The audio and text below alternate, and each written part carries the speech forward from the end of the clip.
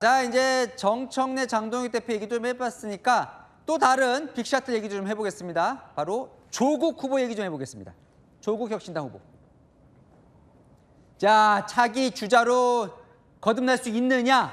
바로 뭐 평택을 너무 궁금하니까 또 한번 보죠. 계속 근데 지금 조국 후보가 지금은 3위예요. 제가 아까는 잠깐만요. 일로 갈게요. 와. 1등이었는데 제가 지금 조금 전에 파악하기로는 조국 후보 3위가 31표 차이다. 유이동 후보와 31표 차 3위다.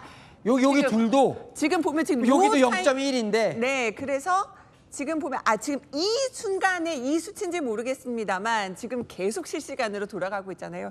31표 차 조국 후보 3위다. 31.1, 31, 30.1.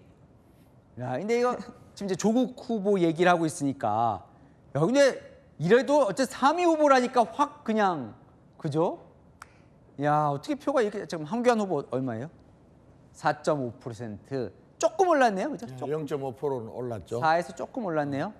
42% 개표인데 지금 본투표가 한 20% 이상 반영돼서 개표인데 예. 황교안 후보가 생각보다는 본투표에서도 지지율이 오르는 폭이 그렇게 높지가 않네요. 보니까 높지가 않고 그러면 유이동 후보의 가능성이 만약에 황교안 후보 지지자들이 전략적 투표를 했다라고 보면은 유이동 후보 쪽이 가능성이 저는 있다고 봅니다. 근데 퍼센트를 봐서 그렇지 여기 조그맣게 보이는데 표를 보니까요. 12,610, 2,579, 2,219표. 아, 이거는 뭐 사실은 개표율 42%인데 도저히 이해갈 수 없는 상황인데 만약에 조국 후보가 진짜 아슬아슬하게 이대로 끝나버렸다. 3위로.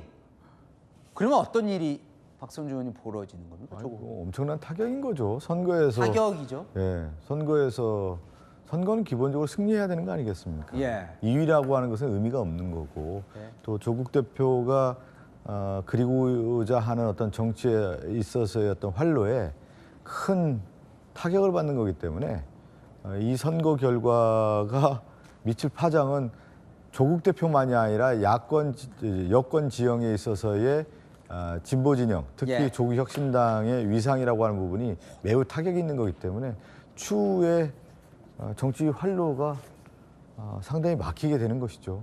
예. 자, 이게 김보시 대표님 이거 물론 알 수 없지만 사실 아슬아슬하게 저도 뭐 지면 타격이 있고 사실은 조국 후보가 지역구를 정하는 데 있어서 상당히 참 고심이 깊고 평택을 정한 거잖아요. 그 조국 후보는 나름 여기서는 이길 수 있다고 보고 지금 걸었겠죠? 이곳을 출마했겠죠, 그죠?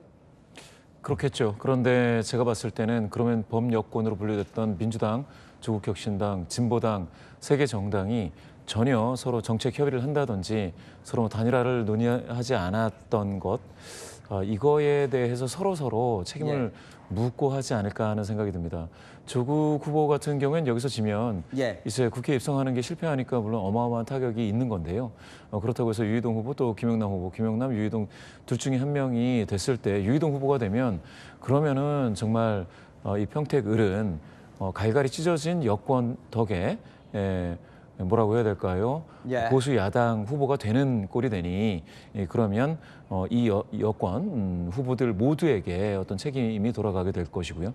그렇다고 해서 김용남 후보가 당선이 되고 조국 후보를 눌렀다 이렇게 됐을 땐 최근에 민주당이 그러니까 다른 정당들과의 협력을 하고 서로 간에 뭐라고 해야 될까요? 그 같은 진보 진영에 있다고 해서 좀 함께 뭐 파일을 나눈다거나 이런 것들에서 굉장히 적극적이지 않다라는 그러한 이미지가 있는데 민주당도 그러니까 이미지가 이제 나빠지는 것을 막을 수는 없을 겁니다. 그러니까 제가 기억이 나는데 정청래 대표가 호남에 와서 이런 얘기를 했던 기억이 나요. 뭐 기초단체장은 조국 당을 찍겠다는 거 사람들이 있는데 안 된다. 그러니까 지도부가 호남에 많이 간 이유 중에 뭐 기초단체장이긴 하지만 조국혁신당이 호남에서 과연 얼마나 얻을 수 있느냐 봤더니 지금 한 곳이네요, 그죠? 바로 지금 한 곳인데 어디냐면은요. 여기 지도에서 왼쪽을 좀 봐주세요. 선 보이시죠? 바로 네. 신안군수입니다. 신안군수 한석은 조국혁신당이 지금 1위를 득표율 1위를 달리고 있는데요. 사실 조국 후보의 운명을 결정하는 게 두 가지였어요. 본인의 당선 예. 그리고 호남에서 기초단체장을 얼마나 당선시키느냐.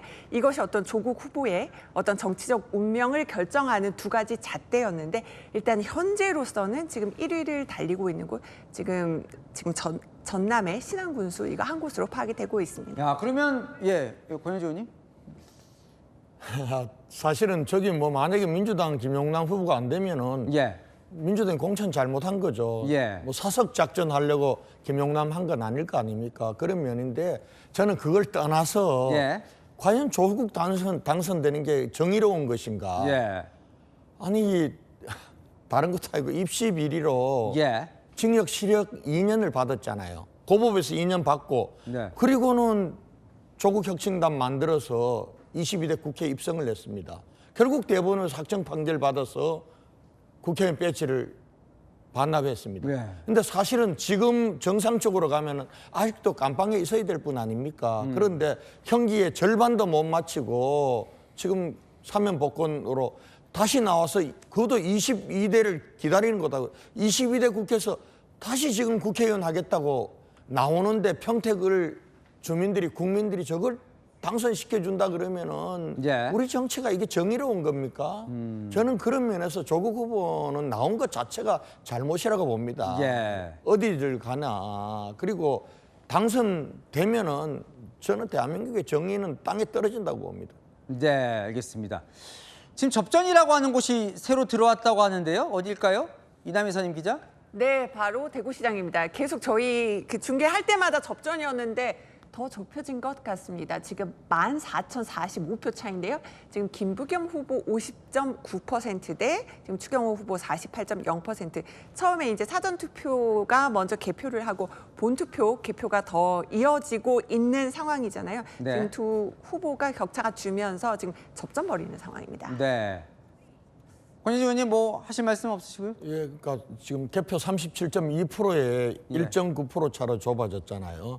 그럼 개표가 한 45% 지난 정도 되면은 역전된다고 봅니다. 그리고 아마 그때부터는 차이를 조금씩 더 벌리면은 제가 볼 때는 5% 밖에서 추경호 후보가 이기는 추세로 지금 개표 상황은 그렇게 가고 있다고 봅니다. 제가 뭐 그 안에 들어가서 표를 다 보지 않았기 때문에 정확한 건 모르지만 예. 현재까지 개표 상황의 추세는 그렇게 가고 있다고 보여집니다. 예.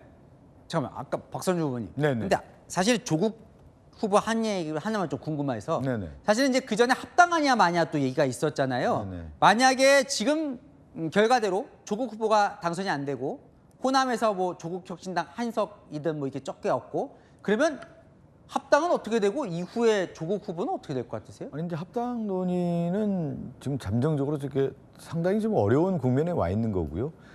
차기 당대표 선출 과정에서 합당에 대한 논의에 대한 질문들은 있을 것 같은데 예.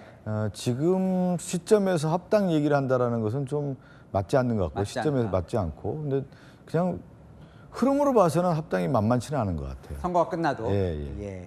알겠습니다. 왜냐하면 선거 과정에서 너무 많은 서로의 상처를 준 것 같아요. 그러니까 예. 네거티브 선거 자체가 너무 강하게 되면서 예. 더 멀어졌다. 양 진영 간에 약간 뭐 예를 들어 범민주 진보 진영 간의 안에서의 이 갈등 국면이 되게 치열하게 전개가 됐기 때문에 예. 상처를 줬기 때문에 더 지금 상황에서 합당에 대한 얘기를 꺼내는 건 쉽지 않을 것 같습니다.